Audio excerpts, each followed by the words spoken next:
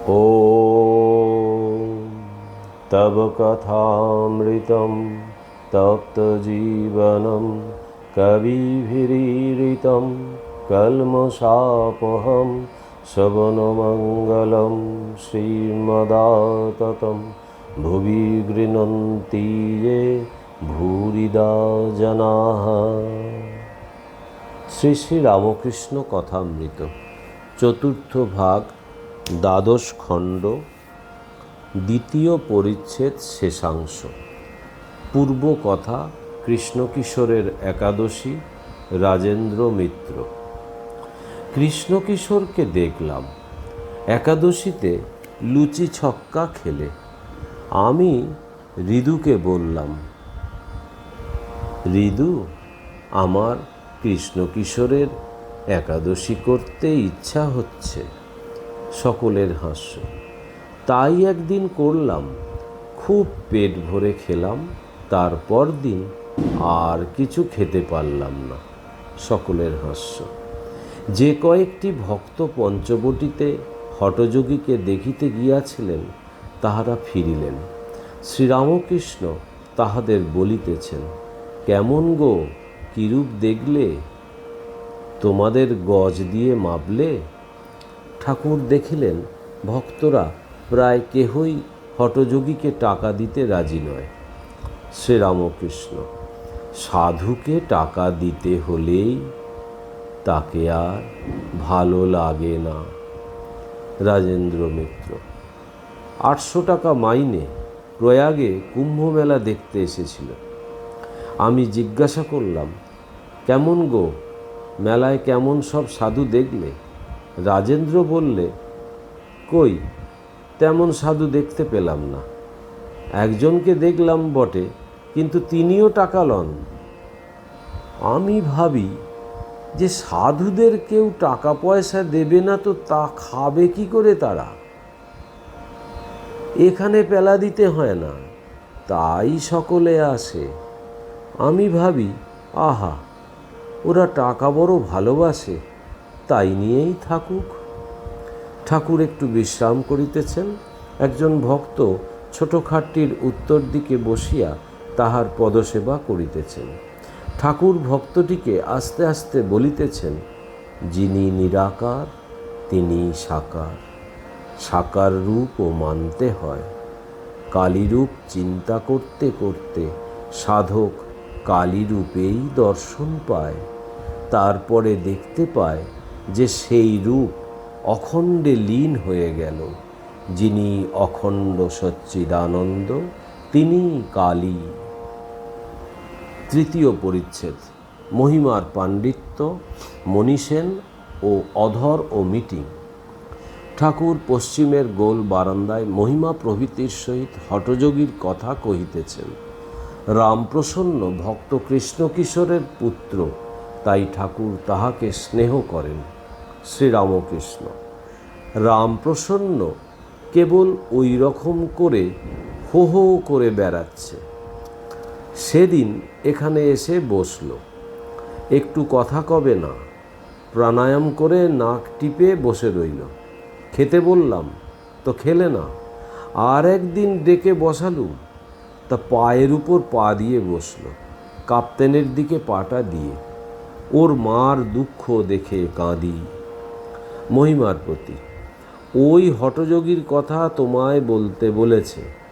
6.5 আনা দিন খরচ, এদিকে আবার নিজে বলবে না। মহিমা। বললে শোনে কে? ঠাকুরের ও সকলের হাস্য। ঠাকুর ঘরের মধ্যে আসিয়া নিজের আসনে বসিয়াছেন।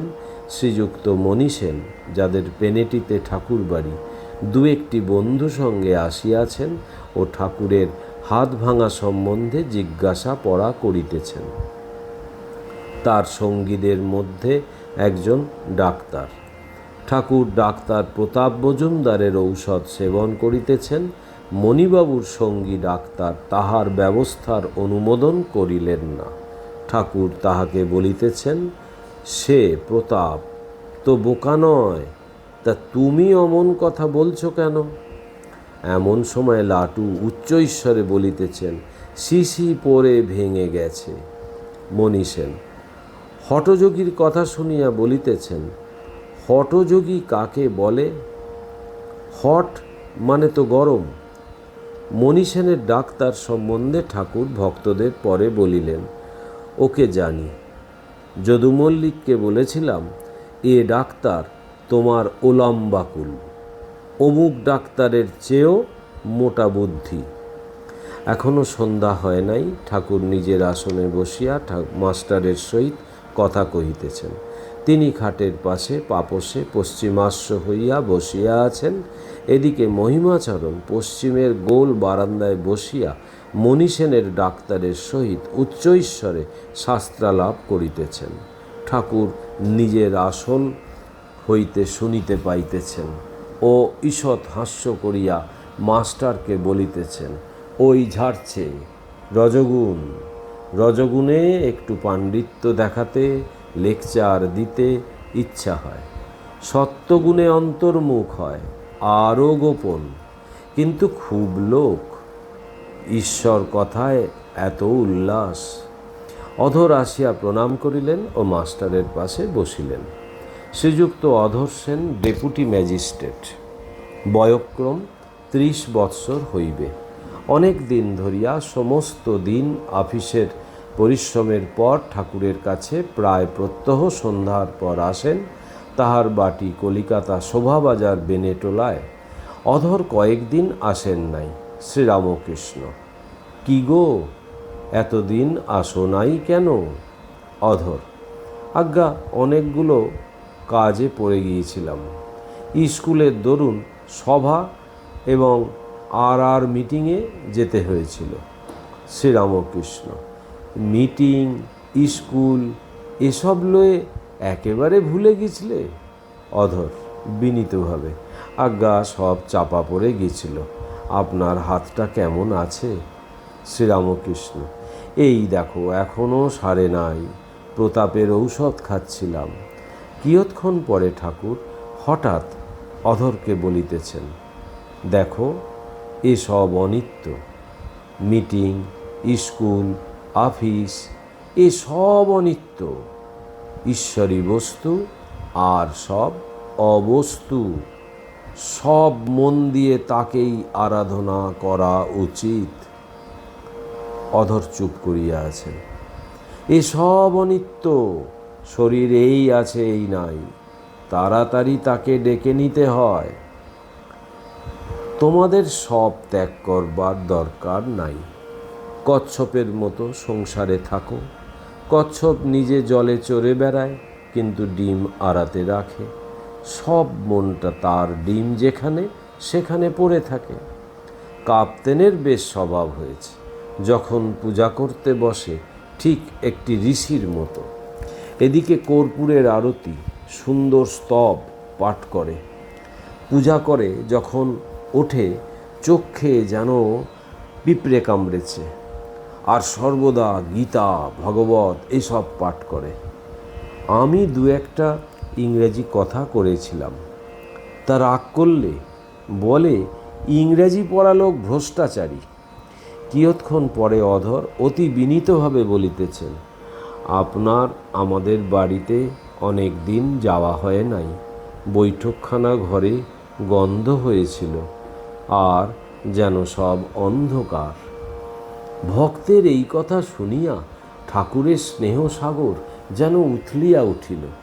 তিনি হঠাৎ দণ্ডায়মান হইয়া ভাবে অধর ও মাস্টারের মস্তক ও হৃদয় স্পর্শ করিয়া আশীর্বাদ করিলেন, আর সস্নেহে বলিতেছেন, আমি তোমাদের নারায়ণ দেখছি, তোমরাই আমার আপনার লোক। এইবার মহিমাচরণ ঘরের মধ্যে আসিয়া বসিলেন। শ্রীরামকৃষ্ণ, মহিমার প্রতি। ধৈর্যরে তার কথা তখন যা বলছিলে তা ঠিক। বীর্য ধারণ না করলে এসব উপদেশ ধারণা হয় না। একজন চৈতন্যদেবকে বললে, এদের ভক্তদের এত উপদেশ দেন, তেমন উন্নতি করতে পারছে না কেন? তিনি বললেন, এরা যোষিত সঙ্গ করে সব অপব্যয় করে, তাই ধারণা করতে পারে না ফুটো কলসিতে জল রাখলে জল ক্রমে ক্রমে বেরিয়ে যায়। মহিমা প্রভৃতি ভক্তেরা চুপ করিয়া আছে। কিয়ৎক্ষণ পরে মহিমাচরণ বলিতেছেন, ঈশ্বরের কাছে আমাদের জন্য প্রার্থনা করুন, যাতে আমাদের সেই শক্তি হয়। শ্রীরামকৃষ্ণ: এখনো সাবধান হও, আষাঢ় মাসের জল বটে, রোধ করা শক্ত, কিন্তু জল অনেক তো বেরিয়ে গেছে, এখন বাঁধ দিলে থাকবে। ত্রয়োদশ খণ্ড, প্রথম পরিচ্ছেদ। পঞ্চবটী মূলে জন্মোৎসব দিবসে বিজয় প্রভৃতি ভক্ত সঙ্গে। ঠাকুর শ্রীরামকৃষ্ণ পঞ্চবটী তলায় পুরাতন বটবৃক্ষের চাতালের উপর বিজয়, কেদার, সুরেন্দ্র, ভবনাথ, রাখাল প্রভৃতি অনেকগুলি ভক্ত সঙ্গে দক্ষিণাস্য হইয়া বসিয়া আছেন। কয়েকটি ভক্ত চাতালের উপর বসিয়া আছেন, অধিকাংশই চাতালের নিচে চতুর্দিকে দাঁড়াইয়া আছেন। বেলা 1টা হইবে। রবিবার 25শে মে 1884 খ্রিস্টাব্দ, 13ই জ্যৈষ্ঠ 1291 শুক্ল প্রতিপদ। ঠাকুরের জন্মদিন ফাল্গুন মাসের শুক্লপক্ষের দ্বিতীয় তিথি, কিন্তু তাহার হাতে অসুখ বলিয়া এতদিন জন্মোৎসব হয় নাই। এখন অনেকটা সুস্থ হইয়াছেন, তাই আজ ভক্তেরা আনন্দ করিবেন। সহচরী গান হইবে। সহচরী প্রবীণা হইয়াছেন, কিন্তু প্রসিদ্ধ কীর্তনী।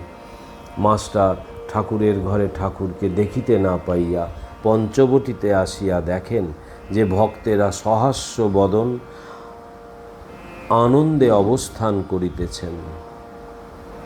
ঠাকুর বৃক্ষমূলে চাতালের উপর যে বসিয়া আছেন তিনি দেখেন নাই, অথচ ঠাকুরের ঠিক সম্মুখে আসিয়া দাঁড়াইয়াছেন। তিনি ব্যস্ত হইয়া জিজ্ঞাসা করিতেছেন, তিনি কোথায়? এই কথা শুনিয়া সকলে উচ্চহাস্য করিলেন। হঠাৎ সম্মুখে ঠাকুরকে দর্শন করিয়া মাস্টার অপ্রস্তুত হইয়া তাহাকে ভূমিষ্ঠ হইয়া প্রণাম করিলেন। দেখিলেন ঠাকুরের বাম দিকে কেদার চাটুর্যে এবং বিজয় গোস্বামী চাতালের উপর বসিয়া আছেন। ঠাকুর দক্ষিণাস্য। শ্রীরামকৃষ্ণ সহাস্যে মাস্টারের প্রতি, দেখো কেমন দুজনকে, কেদার ও বিজয়কে মিলিয়ে দিয়েছি। শ্রী বৃন্দাবন হইতে মাধবীলতা আনিয়া ঠাকুর পঞ্চবটিতে 1868 খ্রিস্টাব্দে রোপণ করিয়াছিলেন। আজ মাধবী বেশ বড় হইয়াছে। ছোট ছোট ছেলেরা উঠিয়া দুলিতেছে, নাচিতেছে। ঠাকুর আনন্দে দেখিতেছেন ও বলিতেছেন, বাঁদুরে ছানার ভাব, পড়লে ছাড়ে না। সুরেন্দ্র চাতালের নিচে দাঁড়াইয়া আছেন।